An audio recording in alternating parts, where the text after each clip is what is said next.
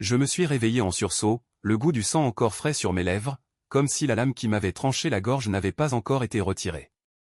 Mon cœur battait à tout rompre, non pas de peur, mais d'une rage primitive qui me consumait de l'intérieur, un feu que j'avais cru éteint à jamais dans les abysses de la mort.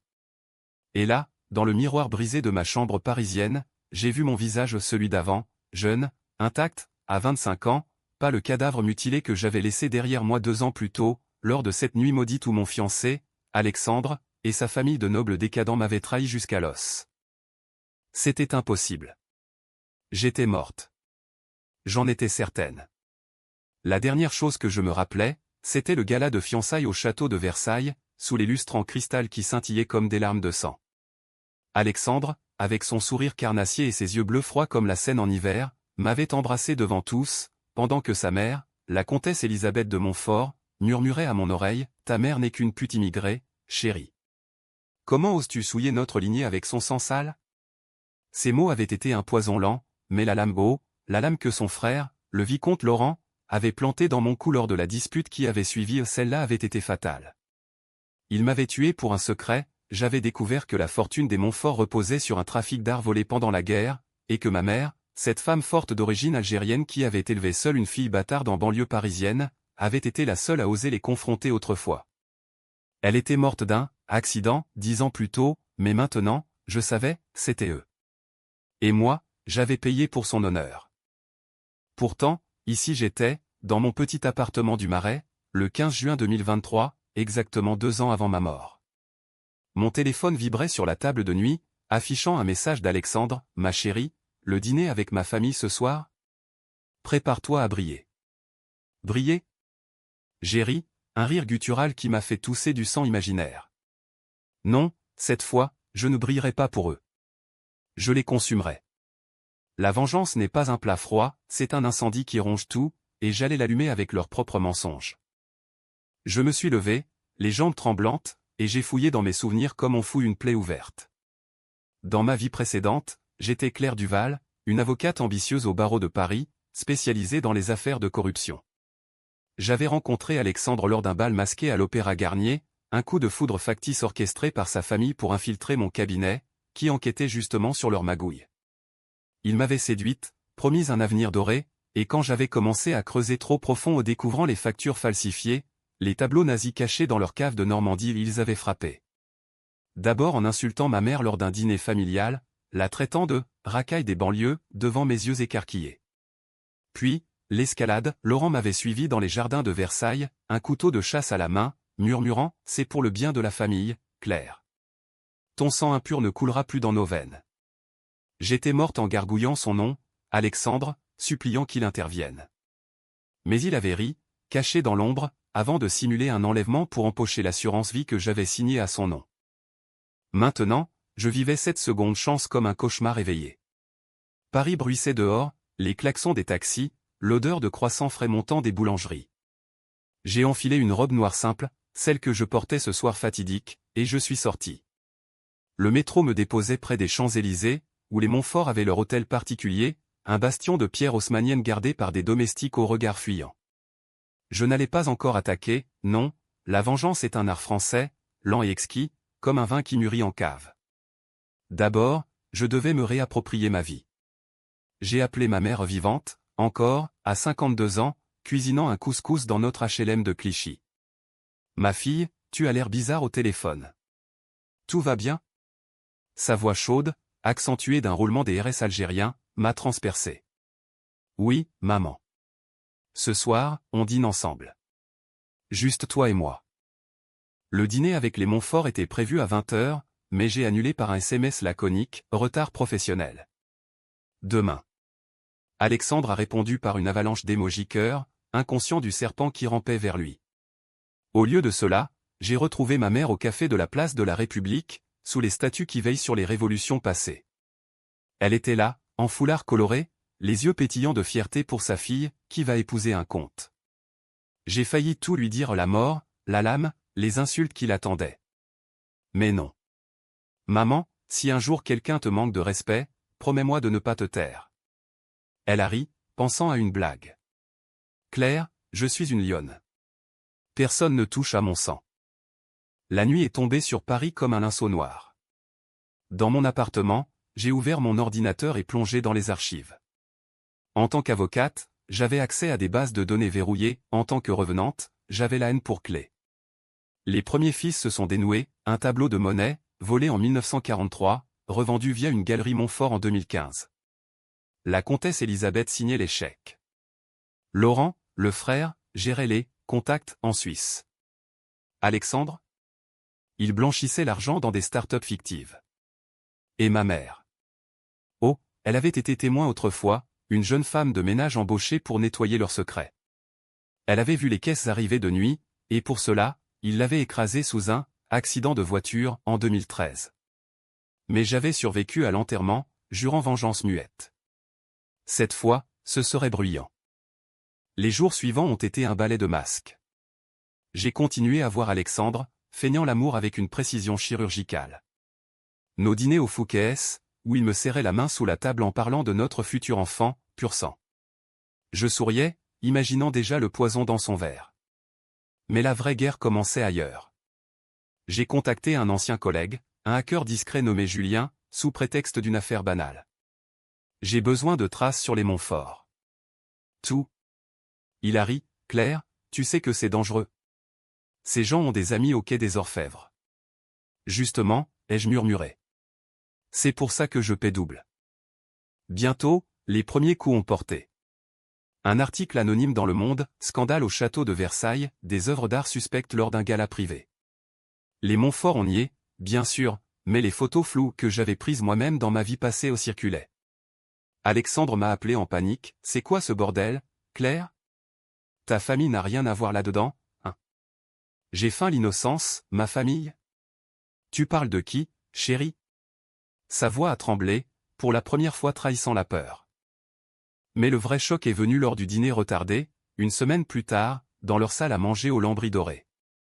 La comtesse, avec son chignon impeccable et son collier de perles volées, m'a accueilli d'un baiser glacé. Laurent, le tueur au visage d'ange, m'a serré la main trop fort, ses yeux fouillant les miens comme s'il sentait l'odeur de la tombe sur moi. Alexandre, rayonnant, a levé son verre à notre union, Claire. A effacé les ombres du passé. C'est là que j'ai lâché la première bombe. Devant le rôti de bœuf et les chandelles vacillantes, j'ai tourné vers la comtesse, parlant d'ombre, « Madame, j'ai entendu dire que vous collectionnez des reliques de la guerre. Ma mère, vous savez, celle que vous appelez la femme de ménage arabe, a travaillé pour vous. Elle m'a raconté des histoires fascinantes sur vos caves. » Le silence est tombé comme une guillotine. Elisabeth a pâli, son verre tintant contre la table. Laurent a toussé, Alexandre m'a fixé, bouche bée. Claire, qu'est-ce que... J'ai souri, un sourire de revenante. Oh, rien.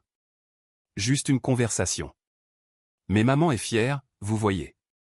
Elle dit que les voleurs finissent toujours par rendre ce qui ne leur appartient pas, la comtesse a bondi, comment oses-tu, petite ingrate? Ta mère n'était qu'une. J'ai levé la main, coupant net, une lionne. Et moi, sa griffe. J'ai quitté la table, laissant derrière moi un chaos de fourchettes jetées et de murmures haineux. Dans le taxi qui me ramenait, mon téléphone a sonné. Ma mère, Claire, j'ai vu les journaux. Les Montfort.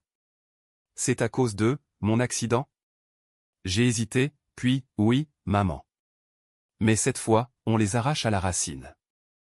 La vengeance s'emballait. Julien m'a envoyé un dossier, preuves irréfutables, transfert bancaire, photo de caisse marquée de la Croix-Rouge. J'ai contacté un journaliste de Libération, une femme tenace nommée Sophie, qui haïssait les élites. C'est du lourd, Claire. Mais si ça explose, tu seras au centre. Parfait, ai-je répondu. Je veux qu'il me voie venir. Pourtant, la nuit, les cauchemars me hantaient. Je revivais la lame, le gargouillis, le rire d'Alexandre. Étais-je vraiment revenu pour la justice, ou pour le plaisir de les voir saigner? Paris, ma ville bien-aimée, semblait complice, les lumières de la tour Eiffel clignotaient comme un œil moqueur, les rues pavées résonnaient de mes pas vengeurs. J'ai commencé à planifier le prochain coup, infiltrer leur gala annuel à l'hôtel de ville, où les puissants se pavanaient. Mais d'abord, je devais affronter Alexandre seul. Il m'a invité à Montmartre, au Sacré-Cœur, pour nous réconcilier. J'y suis allé, un enregistreur caché dans mon sac. Sous le dôme blanc, avec la ville à nos pieds, il s'est agenouillé, Claire, pardonne ma famille. Ils sont traditionalistes. Mais toi et moi, on est l'avenir. J'ai ri doucement, l'avenir? Comme celui où tu signes mon assurance vie à ton nom? Ses yeux se sont écarquillés. Qu'est-ce que tu racontes? J'ai appuyé sur play. Sa propre voix, enregistrée dans ma vie passée lors d'une dispute, si elle fouille trop, on s'en débarrassera. L'argent est à nous. Il a blêmi, reculant, c'est un faux. Claire, tu délires. Non, chérie. C'est la vérité qui te hantera. J'ai tourné les talons, laissant le vent emporter ses supplications. La phase 2 était lancée, les fuites vers la presse, les appels anonymes à Interpol. Les Montfort chancelaient, mais je sentais leur contre-attaque venir. Laurent m'avait suivi une fois déjà, son ombre dans le métro. Bientôt, il frapperait. Mais cette fois, j'avais l'avantage, la mort m'avait rendu invisible, intangible, une ombre parmi les ombres. Les jours suivants ont été un tourbillon de paranoïa et de triomphe mesquin. Paris, cette grande séductrice, me berçait dans ses bras tout en me trahissant à chaque coin de rue.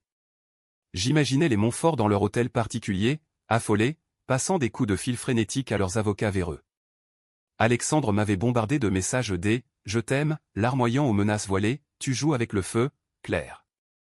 Reviens, ou tu le regretteras ». Je les lisais en souriant, sauvegardant chaque mot pour le dossier grandissant sur mon ordinateur, un mausolée numérique de leur chute. Ma mère, elle, était mon encre. Nous passions les soirées à Clichy, à refaire le monde autour d'un thé à la menthe. Elle sentait que quelque chose clochait en moi, une dureté nouvelle dans mon regard. Ma fille, tu as changé. C'est cet homme? J'hésitais, pesant le poids de la vérité.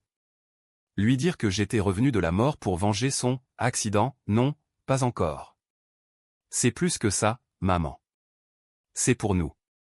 Pour toutes les femmes comme toi, écrasées par ces familles pourries. Elle hochait la tête, ses yeux brillants d'une fierté farouche. Alors frappe fort, Claire. Et ne regarde pas en arrière. Julien, mon hacker allié, travaillait sans relâche. Depuis son studio crasseux à Belleville, il piratait leurs comptes, exhumant des emails compromettants, la comtesse négociant avec un collectionneur suisse pour un Picasso nazi, Laurent organisant des expéditions en Afrique du Nord pour revendre des artefacts volés aux anciennes colonies françaises. Ironie du sort, ma mère, issue de ces terres pillées, avait nettoyé les traces de leur rapine. Regarde ça, m'a-t-il envoyé un soir, un fichier PDF scanné d'un journal intime d'Elisabeth datant de 2013. Ta mère a surpris une livraison. Ils l'ont payé pour se taire, puis. L'accident. Mon estomac s'est noué. Pas un accident, un meurtre commandité, avec Alexandre aux commandes du volant truqué. La rage m'a consumé cette nuit-là.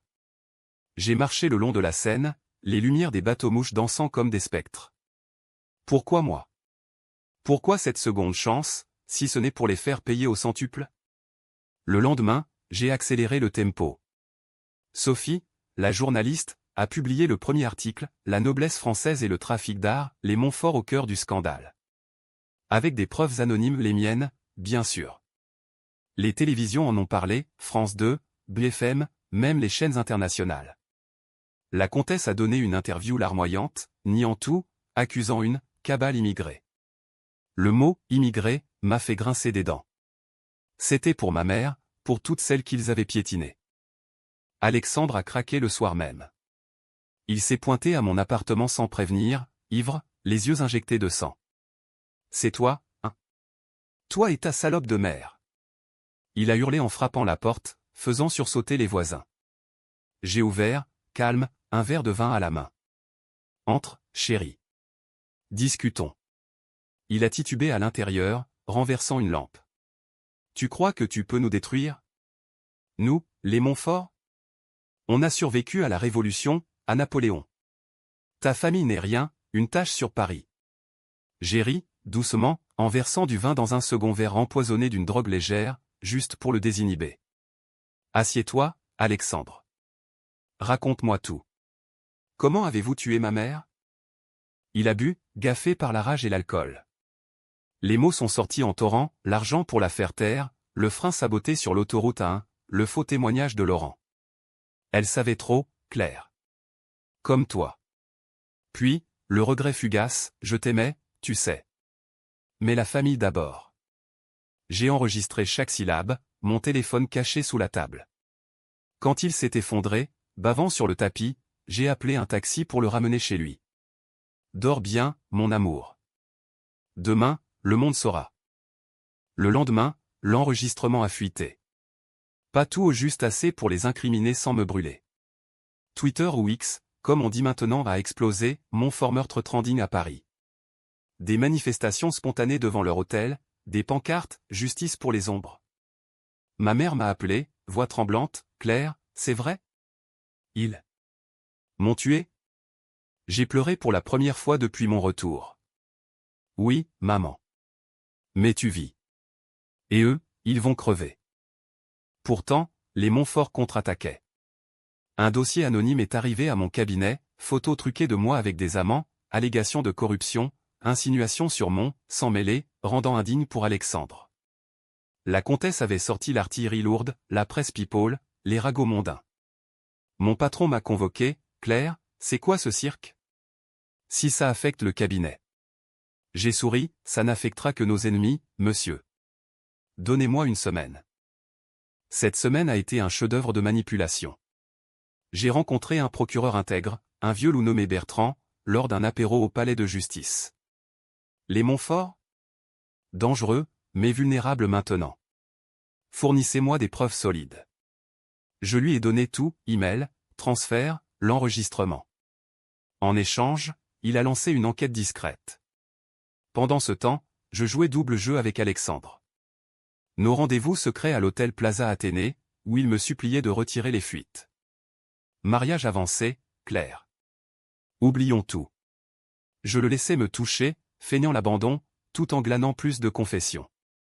Une nuit, il a avoué la lame, Laurent était ivre, mais c'était pour nous protéger. Tu reviendras, hein? Non. Jamais. La twist se préparait, j'avais découvert un secret plus sombre. Dans les archives familiales piratées, un testament falsifié. La fortune Montfort n'était pas seulement volée, elle incluait une part légitime à une sœur illégitime d'Élisabeth, ma grand-mère, du côté algérien, abandonnée jadis. Ma mère était l'héritière cachée. Les insultes n'étaient pas racisme pur, c'était peur de perdre l'empire. J'ai confronté Laurent seul, dans un café obscur de Pigalle. Il était là, bel et bien, cigarette aux lèvres, regard de prédateur. Tu crois que tu gagnes, Duval? On t'écrasera comme un insecte. J'ai glissé une photo sur la table, lui, avec un contact mafieux en Corse. Où je vous expose tous. Signez les aveux, ou Paris saura pour le couteau. Il a ri, mais ses mains tremblaient. Tu bluffes. J'ai appuyé sur Send, l'article de Sophie sortait en live, avec son nom en gros. Il a pâli, signant d'une main rageuse. La famille implosait. Alexandre m'a appelé en larmes, Claire, aide-nous. La police fouille la maison. J'ai répondu froidement, c'est le prix de l'honneur de ma mère. Mais au fond, une fissure, et si la vengeance me dévorait? Ma mère me l'a dit un soir, en serrant ma main, arrête avant qu'il ne soit trop tard, ma lionne. Trop tard? Peut-être. Le scandale a éclaté comme une bombe à fragmentation, éparpillant les Montfort aux quatre vents de l'opprobre public. Les journaux titraient en majuscules, noblesse corrompue, les Montfort étaient leur empire vol TDE 100. Paris, ville des Lumières, s'était mué en tribunal populaire. Des graffitis sur les murs de leur hôtel, restitués. Des pétitions en ligne pour la déchéance de leur titre. Et moi, Claire Duval, l'avocate des ombres, je naviguais dans ce chaos comme une reine déchue revenue pour couronner sa vengeance. La police avait perquisitionné l'hôtel particulier 2 jours après mon deal avec Bertrand. Des caisses scellées exhumaient des caves, remplies de toiles jaunies par le temps, de sculptures arrachées à des tombes maghrébines. Élisabeth avait été arrêtée en pleurs devant les caméras, son maquillage coulant comme un masque de tragédie grecque. C'est un complot. Une vengeance mesquine d'une famille de bas étage, avait-elle hurlé, pointant du doigt vers Clichy, vers nous. Les mots « bas étage » m'avaient fait sourire, c'était le cri du loup acculé. Alexandre, lui, s'était erré dans un appartement loué sous un faux nom, près de la Bastille. Il m'avait supplié de le rejoindre, Claire, on s'enfuit. À Monaco, à Dubaï. L'argent est encore là. J'avais ri dans le téléphone, fuir? Comme tu as fui quand Laurent m'a égorgé? Silence de mort. Puis, qu'est-ce que tu dis? Tu es folle. Mais je savais qu'il se souvenait, au fond de son âme noire, de cette nuit à Versailles. Dans ma vie précédente, il avait regardé, impuissant ou complice, je n'avais jamais su. Maintenant, je le forcerai à choisir. J'ai accepté son rendez-vous, un café anonyme sur l'île Saint-Louis. Il était méconnaissable, barbe naissante, lunettes de soleil, un hoodie banal sur son costume froissé. Claire, a-t-il murmuré en me voyant. J'ai commandé un espresso, posant mon sac rempli de documents sur la table. Parle. Pourquoi m'avez-vous tué? Il a nié, bien sûr, bafouillant sur une dispute qui a mal tourné. Puis, sous la pression de mes regards, ses yeux verts qui avaient vu la mort, il a craqué. Laurent. Il était jaloux. De toi, de notre bonheur. Et maman. Elle détestait ton sang. Mais moi, je t'aimais. Mensonge. J'ai sorti l'enregistrement final, sa voix, confessant le sabotage du frein de ma mère. Écoute bien, Alexandre. C'est toi qui as donné l'ordre. Pour 500 000 € d'assurance, et pour protéger ton petit empire. Il s'est décomposé, le visage gris comme la pierre de Notre-Dame. Comment? Je suis revenu, elle chuchotait, penchant en avant. De la tombe. Pour ça. Il a reculé, renversant sa chaise, fuyant dans la rue pluvieuse. Je l'ai laissé partir. La police le cueillerait bientôt, j'avais déjà typé Bertrand. Mais la vengeance n'était pas propre. Ma mère, exposée par les médias, recevait des menaces, appels anonymes, fleurs empoisonnées livrées à son travail d'infirmière. Ils disent que je suis une menteuse, Claire. Que j'ai provoqué ma propre mort. Son accent tremblait au téléphone. J'ai juré de la protéger, engageant un bodyguard discret à un ex-flic payé cash. Pourtant, la nuit, je doutais. Était-ce justice, ou sadisme? Les rêves me ramenaient à la lame, au sang chaud coulant sur ma robe de mariée. Je me réveillais en sueur, griffant les draps. Le gala des Montfort ou ce qu'il en restait était prévu à l'hôtel de ville, une mascarade pour sauver les apparences. Invité sous faux prétexte, j'y suis allé en robe rouge sang, un micro caché dans mon collier. La salle bruissait de chuchotements, Elisabeth en liberté conditionnelle, Laurent en cavale vers la Suisse, Alexandre manquant à l'appel. Seule la comtesse présidait, flanquée d'avocats au sourire carnassier. Mesdames, messieurs, a-t-elle entamé, voix chevrotante, ces allégations sont absurdes. Notre famille est pilier de la culture française. J'ai levé la main depuis ma table, au milieu des invités ébahis. Madame la comtesse, permettez-moi de contredire. Votre culture est bâtie sur des tombes profanées. Les flashs crépitaient. Elle m'a fusillé du regard, mademoiselle Duval, votre présence est une insulte. Sortez. Mais j'ai continué, projetant sur l'écran géant hacké par Julien les photos des caisses, les emails, le journal intime. La salle a explosé en murmures, puis en cris. Un invité, un diplomate africain, s'est levé, restitution immédiate. Pour l'Algérie, pour le Maroc. Chaos. La comtesse s'est effondrée, hurlant, c'est elle. La bâtarde. Elle a tué ma réputation. La police est arrivée en sirène, emmenant Elisabeth menottée. Dehors, la foule scandait mon nom ou plutôt, celui de ma mère, justice pour Aïcha. J'ai marché dans la nuit, euphorique et vide. Appel de Sophie, Claire, tu es une légende. Le monde veut ton interview. Refus. Pas encore. Mais Laurent n'avait pas dit son dernier mot.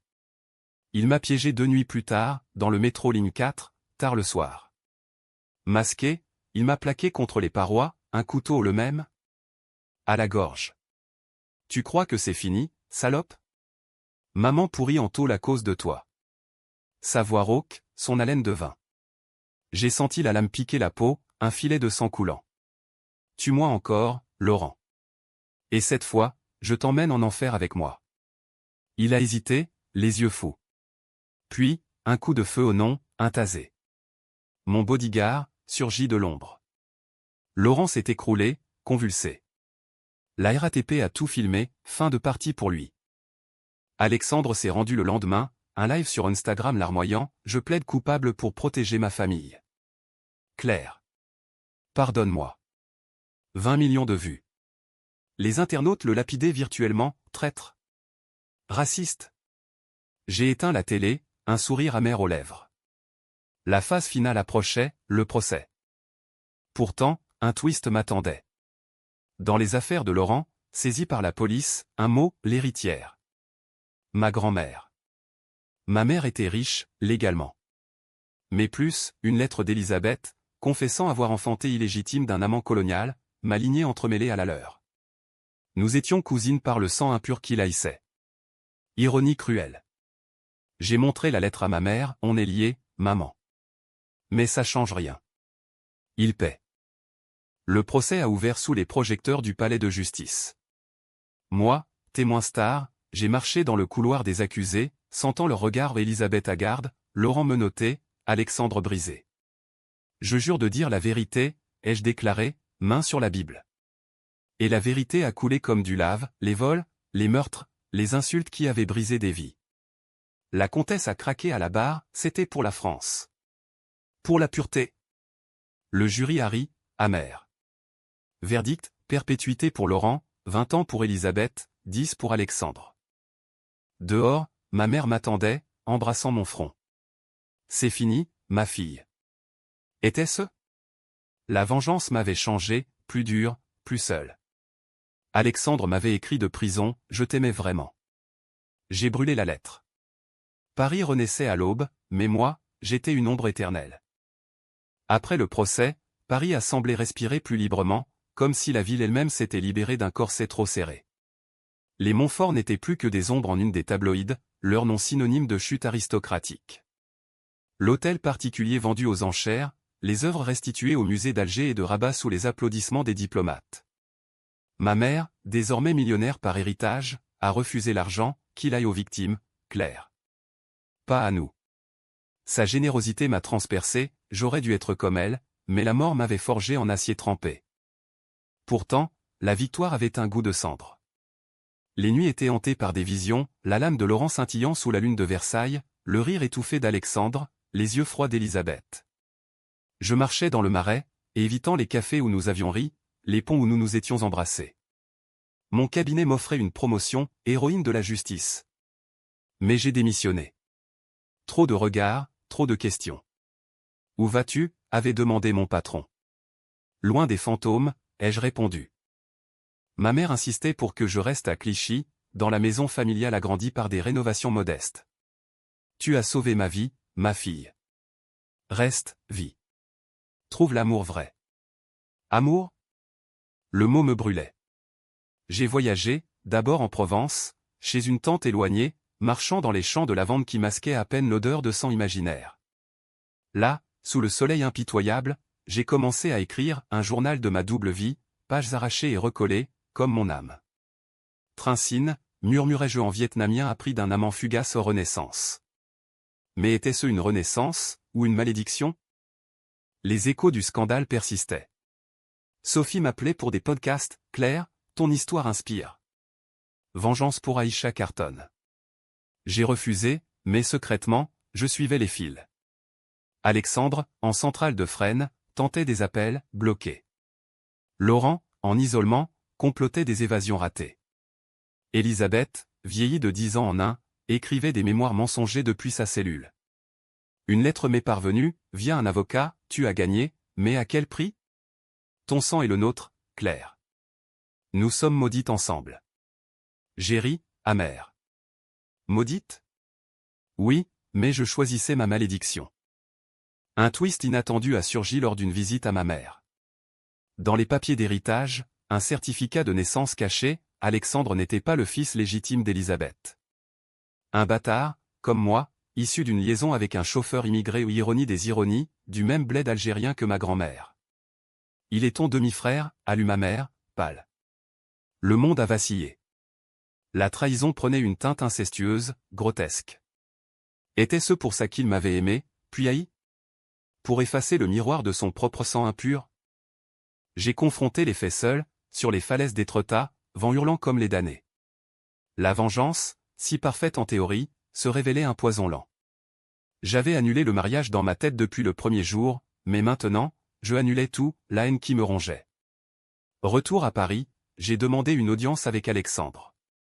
La prison de Fresnes, grise et oppressante, sentait la défaite. Derrière la vitre, il était brisé, cheveux grisonnants, yeux creux. Claire. Pourquoi, a-t-il murmuré dans le combiné. Pour maman. Pour moi. Pour le sang que tu as versé. Il a pleuré, confessant tout, l'amour tordu, la jalousie de Laurent, la manipulation d'Elisabeth. J'ai signé l'assurance parce que j'avais peur. Peur d'être comme elle ou comme toi. Silence. Puis, et si on avait su? Pour le sang. J'ai raccroché, nauséeuse. Dehors, la pluie lavait les rues, mais pas mon âme. La vraie catharsis est venue d'un appel inattendu, Julien, mon hacker, devenu ami. Claire, j'ai trouvé ça dans les backups de Laurent. Une vidéo. Il l'a envoyée, moi, dans ma vie précédente, lors de la dispute à Versailles. Pas la lame avant. Ma voix, hurlant, je sais pour le trafic. Je vais tout révéler. Puis, Alexandre, me plaquant, non, Claire. Pour nous. Et Laurent surgissant, couteau en main. Mais la vidéo montrait l'hésitation, Alexandre essayant de l'arrêter, trop tard. Était-il innocent? Partiellement. La nuance me terrifiait. J'ai organisé une rencontre avec Elisabeth, dans la salle d'entretien glaciale de la prison des femmes à Versailles poétique, non? Elle était ratatinée, son chignon défait. Tu viens jubiler, a-t-elle craché. J'ai posé la lettre de sang sur la table. Cousine. Bâtarde. Pourquoi nous haïr? Ses yeux se sont emplis de larmes vraies, pour une fois.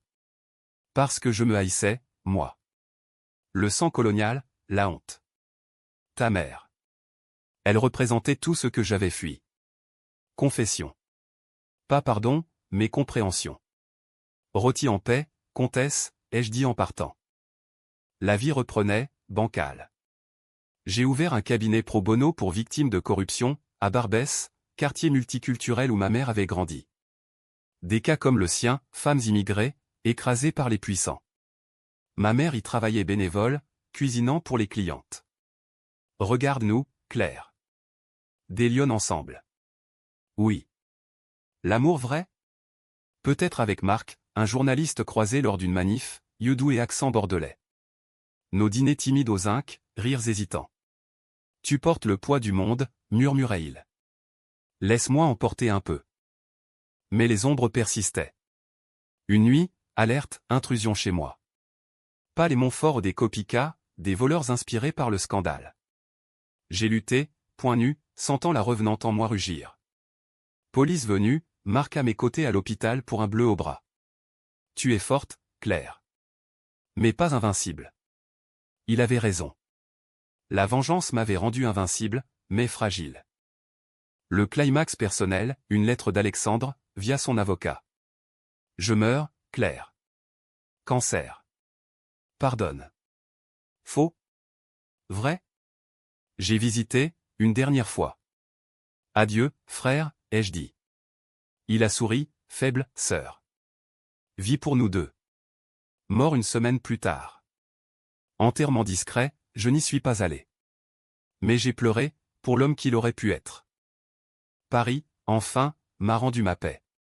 Sous la pluie d'automne, au Louvre ironie, face aux restitutions, j'ai brûlé mes journaux. Les cendres ont volé vers la Seine, emportant les morts. Ma mère, Marc, les victimes, mon nouveau sang. La trahison guérie, non oubliée. Des années ont passé, et Paris a cicatrisé ses plaies comme une vieille catin endurcie par les révolutions. 2025, l'année du bicentenaire de la mort de Napoléon, ironiquement célébrée avec faste tandis que les fantômes des Montfort gisaient oubliés dans les archives judiciaires. Moi, Claire Duval, j'avais 28 ans ou 30, si l'on comptait les deux vies, et la ville me portait comme une amante repentie. Mon cabinet à Barbès bourdonnait, affaire de restitution d'artefacts coloniaux, plainte de harcèlement élitiste, voix amplifiées des banlieues. Ma mère, à 55 ans, dirigeait un centre culturel algéro-parisien, enseignant l'histoire volée aux enfants aux yeux curieux. Tu vois, ma fille? De la boune et la fleur. Marc était devenu mon encre, ce Bordelais au sourire espiègle qui avait transformé nos dîners en promesses. Nous vivions dans un loft rénové du 18e, avec vue sur le Sacré-Cœur, rédemption symbolique. Nos nuits étaient calmes, entrecoupées de mes murmures nocturnes, la lame. Le sang. Il me serrait, sans question, juste, je suis là. L'amour, cette fois, n'était pas un piège, mais un baume. Pas de fiançailles hâtives, nous avancions pas à pas, comme un tango argentin appris lors d'un voyage à Buenos Aires. Pourtant, la vengeance n'était pas un chapitre clos. Elisabeth, libérée sur conditionnel après 7 ans pour « bonne conduite », avait tenté un comeback, un livre, Mémoire d'une comtesse déchue, édité par un petit label complotiste. Les extraits fuitaient, accusations contre moi, la sorcière des banlieues, qui avait ensorcelé sa famille. J'ai ri, amer, en les lisant au café de Flore. Sophie, toujours fidèle, m'a appelé « On contre-attaque ». Un article? Non. J'ai choisi le silence, le plus grand des triomphes. Mais intérieurement, la revenante grondait. Le twist final est venu d'une boîte postale anonyme, un paquet, adressé à La Lyonne. Dedans, le couteau de Laurent récupéré aux enchères judiciaires, gravé de nos initiales entrelacées, et une note, pour te rappeler. A.M. Alexandre, du delà? Son fantôme, ou un ultime coup de sa veuve imaginaire? J'ai tremblé, sentant la lame froide contre ma paume. Flashback, Versailles, le sang, la trahison. Mais au lieu de haïr, j'ai pleuré de libération. J'ai fondu larmes dans une fonderie de banlieue, les gouttes de métal sifflant comme des âmes damnées. Adieu, ai-je murmuré au feu. Ma mère a organisé une fête pour mon anniversaire double, 28 ans plus les 2 fantômes. À Clichy, sous les étoiles d'un barbecue multiculturel, couscous, merguez, vin rouge et rire. Marc a levé son verre, à Claire, qui a vaincu les ombres. Les invités victimes sauvées, collègues, enfants du centre ont applaudi. Mais en privé, avec ma mère, et si je n'avais pas suffi? Si la mort m'avait prise sans retour? Elle m'a serré, tu es revenu parce que l'univers te devait ça. Pour l'honneur. Pour l'amour. La fin n'était pas hollywoodienne, mais française, imparfaite, nuancée, avec un arrière-goût de vin aigre. J'ai épousé Marc un matin pluvieux à la mairie du 18e, sans chichi, ma mère en témoin, un anneau simple en or recyclé, des bijoux Montfort, restitution poétique. Pas de lune de miel extravagant, un week-end à Giverny, chez Monet, pour peindre nos cicatrices. Tu es belle quand tu vis, m'a-t-il dit, pinceau en main. Pourtant, dans les moments calmes, je sentais le poids, la décision controversée de pardonner partiellement, de ne pas détruire totalement. Était-ce faiblesse? Ou sagesse? La presse avait spéculé, la vengeresse s'adoucit-elle? Je n'ai pas répondu. La vraie twist, en sauvant les autres, je m'étais sauvé. Ma mère vivait, riait, dansait le rail lors des fêtes de quartier. Paris, divers et fier, rendait ses dettes. Une nuit d'hiver 2025, sous la neige rare qui saupoudrait l'Arc de Triomphe, j'ai marché seul. Le vent portait des échos, rire d'Alexandre enfant, pleurs d'Élisabeth, gargouillis de ma mort. Mais plus de rage, juste paix. J'étais revenu pour annuler non seulement un mariage, mais une malédiction familiale. Et maintenant, je choisissais la vie, imparfaite, controversée, tendue comme un roman Balzac, mais mienne.